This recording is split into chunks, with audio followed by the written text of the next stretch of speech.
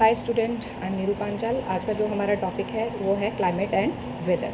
तो आज हम फिजिकल एनवायरनमेंट के यहाँ पर स्पेशल फीचर, डायनामिक फीचर की बात कर रहे हैं जो हमेशा चेंज होते रहते हैं, क्लाइमेट एंड वेदर। सबसे पहले हम क्लाइमेट की बात करते हैं। लास्ट वीडियो में भी मैंने आपको बताया था, जो जोग्राफर होते हैं, जो साइंटिस्ट होते हैं, वो 30 से 31 ईयर तक का पूरा लॉन्ग रिकॉर्डिंग रखते हैं वेदर का। और जब वहाँ पर उसमें वेरिएशंस और या उसका कुछ स्टेबिलिटी कंटेंट उसमें से एलिमेंट्स निकालते हैं, तो वो उस पर्टिकुलर जगह का उसको क्लाइमेट बता देते हैं। यानी कि अगर मैं इसको जोग्राफिकल भाषा में बोलूँ तो यही बोला जाएगा कि वेदर की एवरेज कैलकुलेशन की जाती है।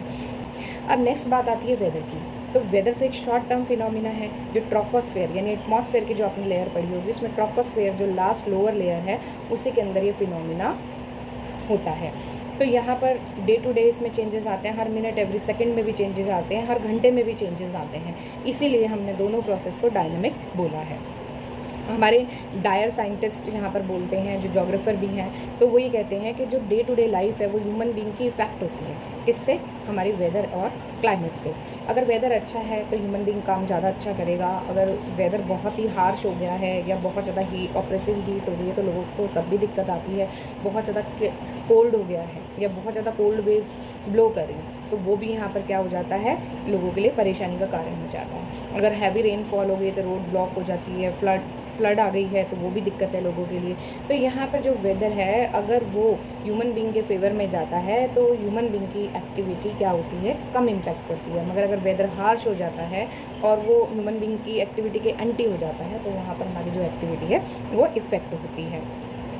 Dyer has aptly remarked that there are the no more fundamental environmental component than the air we breathe and sunshine and rainfall that nourish our crops। देखो डायर ने कितनी अच्छी डेफिनेशन में ये बोला है कि हमें जीने के लिए क्या चाहिए, एयर चाहिए, ब्रीथ करने के लिए, ठीक है। और प्लांट्स को खाना बनाने के लिए क्या चाहिए, सनशाइन चाहिए, उसको न्यूरिश करने के लिए। मगर यहाँ पर सबसे इम्पॉर्टेंट चीज़ आ जाती है वाटर। आज जो पूरी दुनिया है वाटर के लिए कह रही है, प्लीज़ प्रोटेक्ट द वाटर। उसका रीज़न क्या है? क्योंकि हमारी पॉपुलेशन बढ़ती जा रही है और पानी के ऊपर बहुत ज़्यादा प्रेशर पड़ रहा है, क्योंकि हमारी जो यूटिलिटी है वो पहले से भी ज़्यादा बढ़ गई है। क्लियर हुआ? तो इसलिए गवर्नमेंट ये कह रही है कि आप कम से कम वाटर का यूज़ करो। मतलब ये नहीं है कि आप यूज़ ही करना छोड़ दो। इसका मतलब यहाँ पर ये है कि अगर कहीं पर अगर आप वेस्ट कर रहे हो वाटर, उसको रोका जाए। जहाँ पर 2 बकेट की जगह 1 बकेट में काम चल रहा है तो 1 बकेट में किया जाए। जैसे हम उसका एग्जांपल लेते हैं कि अगर आपके टैप लीक कर रहे हैं तो उसको रिपेयर करवाओ। अगर आपके वाटर की यूटिलिटी सिर्फ 2 ही बकेट है तो 2 ही बकेट यूज़ करो। अगर आप बात करने जाते हैं तो आप क्या करोगे, ज़्यादातर फाउंटेन चलाते हैं लोग, तो फाउंटेन ना चला के बकेट्स को यूज़ करो नहाने के लिए। तो इस तरीके से गवर्नमेंट भी इस पर फोकस कर रही है, क्योंकि आने वाले टाइम में जो हमारी अर्थ पे है, तो पीने का पानी जो फ्रेश वाटर है उसकी काफ़ी कमी देखने को मिलेगी। अंडरस्टैंड? अब यहाँ पर J.E. होप्स जो जोग्राफर हैं वो कहते हैं, to these can be added the role man himself as a climate factor, growing interest concern particular with regard to his role and cause the atmospheric pollution perhaps leading to the climatic change। अब यहाँ पर hopes ने कहा है कि जो human being है वो खुद भी कहीं ना कहीं रिस्पॉन्सिबल है अपनी एक्टिविटी करने के लिए, अपनी ग्रिड के लिए, या जो भी वो ग्रोथ एंड डेवलपमेंट कर रहा है उसी की वजह से क्या है, अर्थ अपना फ्यूरियस नेचर दिखा रही है। यानी कि वहाँ पर क्या हो रहा है, बहुत सारे चेंजेस हो रहे हैं, पोल्यूशन बढ़ता जा रहा है। वाटर पॉल्यूशन ले लो, सॉइल पॉल्यूशन ले लो, एयर पॉल्यूशन ले लो, नॉइस पॉल्यूशन ले लो, कहीं ना कहीं अर्थ इससे इफेक्ट हो रही है। सेकेंड, इसने कहा है कि यही रीज़न है कि जो आदमी अपनी तरक्की के बारे में, ग्रोथ एंड डेवलपमेंट के बारे में सोच रहा है, उसी वजह से जो अर्थ है उसके अंदर बहुत सारे क्लाइमेटिक चेंजेस आ रहे हैं। और इन्हीं चेंजेस की वजह से क्या है, ऑप्रेसिव हीट बढ़ती जा रही है, ठंड बहुत ज़्यादा होती जा रही है, कोल्ड वेव्स और कोल्ड और होती जा रही है। जैसे हम इसका एग्जांपल लिया था हमने लास्ट वाली वीडियो में, हमने ग्लोबल वार्मिंग पढ़ा था। ग्लोबल वार्मिंग में क्या है कि जो हीट है, ऑप्रेसिव हीट है, वो नीचे ही अर्थ में ट्रैप हो गई है। क्यों? क्योंकि ऊपर जो पॉल्यूशन की लेयर बनी है सभी गैसेस की वजह से, तो वो जो हीट अंदर आती है सन की अर्थ पे, तो वो क्या है, वापस रिफ्लेक्ट करके नहीं जाती, वो वही ट्रैप हो जाती है अर्थ के ऊपर, जिसकी वजह से जो अर्थ का टेम्परेचर है वो बढ़ जाता है। और अच्छी तरह आपको ये भी पता है, अगर कार्बन डाइऑक्साइड ज़्यादा बढ़ गई है तो उससे हीट और भी ज़्यादा बढ़ेगी, टेम्परेचर राइज होगा। क्लियर हो गया यहाँ तक? अब यहाँ पर हम नेक्स्ट पॉइंट लेंगे, सबसे इम्पॉर्टेंट, कि वेदर और जो क्लाइमेट है उसके अंदर क्या डिफरेंसेस हैं। तो हम इसमें एक बार देख लेते हैं, ब्रशअप कर लेते हैं इसको। देखो, weather and climate have the different, ठीक है, दोनों एक दूसरे से बिल्कुल डिफरेंट है। Weather is a refer to the state of atmosphere at any given time, denoting the short term variation of atmosphere in term of temperature, pressure, wind, moisture, cloudiness, precipitation, visibility.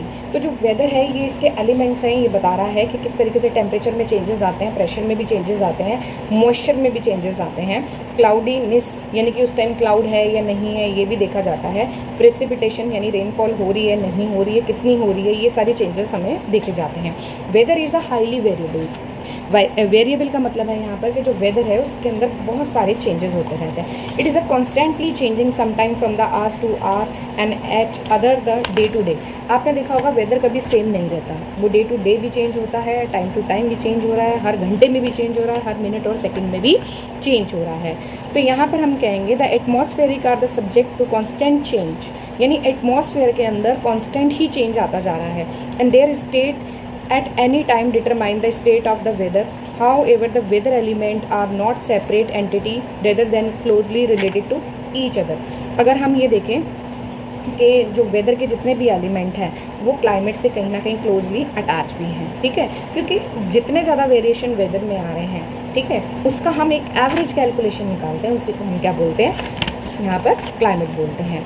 जैसे climate के बारे में यहाँ पर बोला गया है, other hand the climate the sum of the total variety of weather condition of area और अ प्लेस। हम किसी भी पर्टिकुलर प्लेस और एरिया का उसकी वेराइटी ऑफ वेदर की जो सम टोटल कैलकुलेशन करते हैं उसी को हम बोलते हैं क्लाइमेट। मैं फिर से रिपीट कर रही हूँ, किसी भी पर्टिकुलर प्लेस का अगर आपको क्लाइमेट फाइंड आउट करना है तो वेदर में जितनी भी वेराइटी ऑफ वेदर में जितनी वेरिएशंस आ रही हैं उसकी एक एवरेज कैलकुलेशन करके उसका सम निकाल लेते हैं, उसी को हम बोलते हैं क्लाइमेट। क्लाइमेट में भी defined simply as the average weather.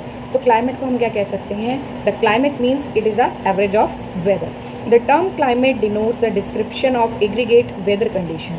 जब हम किसी भी जगह का क्लाइमेट को स्टडी करते हैं तो वहाँ पर हम पढ़ते हैं कितनी तरह की वेदर्स में यहाँ पर वेरिएशंस आ रही हैं, ये सारी चीज़ें हम पढ़ते हैं।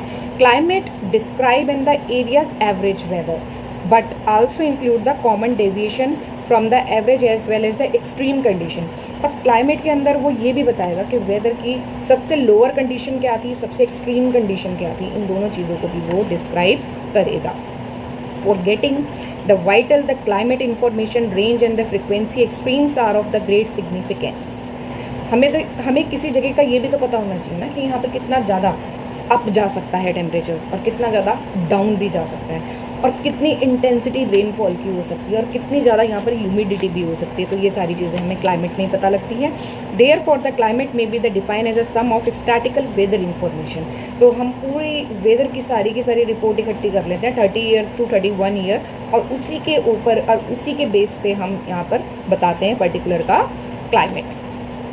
The World Meteorological Organization has suggested the standard period of 31 year. तो मेट्रोलॉजिकल डिपार्टमेंट के तो अकॉर्डिंग 31 ईयर पे ही हम कैलकुलेट करते हैं climatic averages different weather elements. तो हम डिफरेंट यहाँ पर क्या करते हैं, वेदर के एलिमेंट्स को लेते हैं और उसकी स्टडी डीपली करते हैं एक्सट्रीमली लेवल तक। अंडरस्टैंड। अब जैसे यहाँ पर केंड्रयू है, केंड्रयू ने बोला है climate is the composite idea. ये एक मिक्सर है, मतलब आप ये लगा लो कि इसमें सारे एलिमेंट्स आ जाते हैं वेदर के। A generalization of the manifold weather condition from day to day throughout the year. हमने पूरे साल देखा है कि वेदर की कंडीशन कैसी रही है, ठीक है। Certainly no pictures of it is all the rear unless it is painted in all colors of manifold variation of weather and the rounds of the seasons which are the really prominent feature. It is the quite inadequate to the give merely and mean state of any element. अब देखो ये कितनी अच्छी definition है, इसमें ये describe किया है कि जो वेदर है उसके अंदर जितने भी एलिमेंट्स हैं वो चेंज होते रहते हैं। उसको हम कोई पर्टिकुलर ये नहीं कह सकते कि हाँ यही रहेगा एलिमेंट, उसमें चेंजेस आते रहते हैं, बहुत सारे चेंजेस होते रहते हैं। पहले ही हम ये बात पढ़ चुके हैं कि जो वेदर है वो क्या है, एक डायनेमिक नेचर आ जाता है वेदर का। अब यहाँ पर एक डेफिनेशन और ले लेते हैं टेलर की। तो उसने कहा है climate is the integration of weather. उसने बोला है जो क्लाइमेट है वो किससे जुड़ा हुआ है, यानी किस पार्ट से जुड़ा हुआ है, वेदर से। क्योंकि अगर वेदर की हम सारी की सारी समरी तैयार करते हैं, उसकी extreme level, lower level, medium level और वो सारा स्टडी करते हैं, टेम्परेचर, रेनफॉल, ह्यूमिडिटी, उस जगह की सारी 30 से 31 ईयर तक, तो वो यहाँ पर इंटीग्रेशन प्रोसेस तो अपने आप ही हो जाएगा। क्योंकि अगर हम वेदर की कंडीशन नहीं लेंगे इतने सालों की तो क्लाइमेट कैसे बनेगा, कैसे हम डिक्लेयर करेंगे particular. Weather is a differentiation of climate and distinction between the weather and climate is therefore mainly the one of time. Okay, अब यहाँ पर हम एक और डेफिनेशन उठा लेते हैं एक जोग्राफर की, और इसमें बहुत ही अच्छी तरीके से बताया है। The climate is a summary, climate एक समरी है, composite of the weather condition over the long period of time, यानी कि एक पर्टिकुलर का वेदर लॉन्ग टाइम तक कैसे रहता है उसी की स्टडी करते हैं। Truly portrayed, it includes the detail variation, इसमें बहुत सारी अलग अलग तरह की वेरिएशन आ जाती है। एक्सट्रीम्स मतलब किस हद तक ये लेवल तक यहाँ पर रेनफॉल हो सकती है, ह्यूमिडिटी और सनलाइट कितनी ज़्यादा इंटेंसिटी वहाँ तक हमने डिनोट की है, उसकी frequency, sequences of the weather elements which occur from year to year, हमें ये भी देखना है कि हर साल किस तरह का वेदर यहाँ पर आता है। पर्टिकुलर इन द टेम्परेचर और प्रेसिपिटेशन, ये 2 पॉइंट सबसे इंपॉर्टेंट है कि वहाँ का टेम्परेचर कितनी बार अप जाता है, कितनी बार डाउन जाता है, मीडियम पे कितनी बार रहता है, प्रेसिपिटेशन हाई है, लो है, मीडियम है, ये भी सारी कैलकुलेशन हम करते हैं। Climate is the aggregate of the weather. यहाँ तक आपको समझ में आया?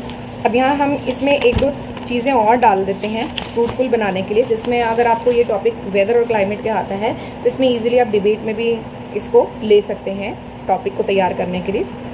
इन the study of the weather various aspect of then the considered separately the various weather aspects such as temperature आ जाता है, इसमें क्लाउडीनेस आ जाता है, velocity are the treated individually in order easily to compare the contrast important element as the vary from month to month. आपने देखा होगा एक महीने का जो वेदर होता है वो दूसरे महीने से भी डिफरेंट होता है, एक ही पर्टिकुलर प्लेस का और एक ही रीज़न का।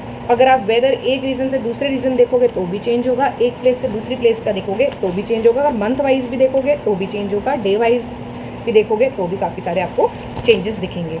इन order to appreciate the changes occurring in the weather of a particular place of area, आपने देखा है किसी भी एक एरिया को आप पकड़ के बैठ जाओ, वहाँ पर देख लो कि अब बहादुरगढ़ में कितने चेंजेस आ रहे हैं, क्योंकि जैसे बहादुरगढ़ है ये एनसीआर ऑफ दिल्ली है।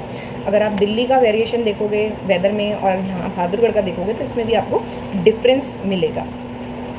Also in the order to describe the atmospheric condition at the particular point of the time and particular place, particular आप टाइम निकालोगे और पर्टिकुलर प्लेस पकड़ के बैठोगे तो उसमें बहुत सारा आपको डिफरेंसेस दिखेगा।